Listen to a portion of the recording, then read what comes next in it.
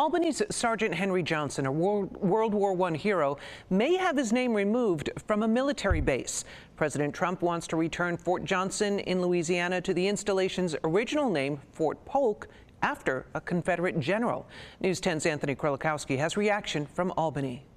Sergeant William Henry Johnson was a black World War I veteran from Albany, part of the famed Harlem Hellfighters, who single-handedly fought off German soldiers to save other American troops. He was awarded the Congressional Medal of Honor for his bravery in 2015, almost 100 years after his service. He deserved the Medal of Honor. He didn't get it because he was a black man back in World War I.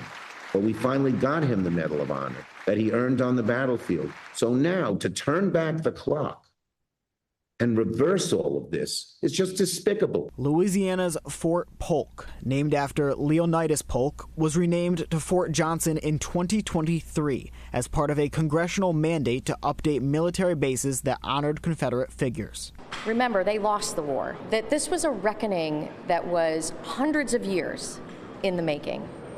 And to undo that by the foolishness that we've seen with our Department of Defense, this is the United States Department of Defense, is shameful. Albany Mayor Kathy Sheehan can't think of any reason why the sergeant would have his name stripped from the fort, other than because of the color of his skin. It is an attempt to undo decades of the blood, sweat, and tears of people who fought in the civil rights movement.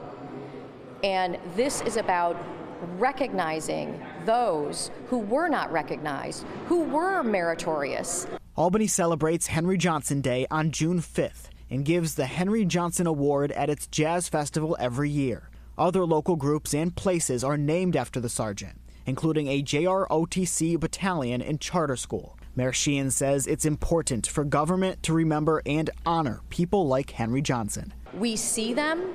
We see what is happening, we see what they are doing, and I am not going to stand by and in silence. And so I have asked the Department of Defense to reconsider this decision. Reporting in Albany, Anthony Krolikowski, News 10 ABC.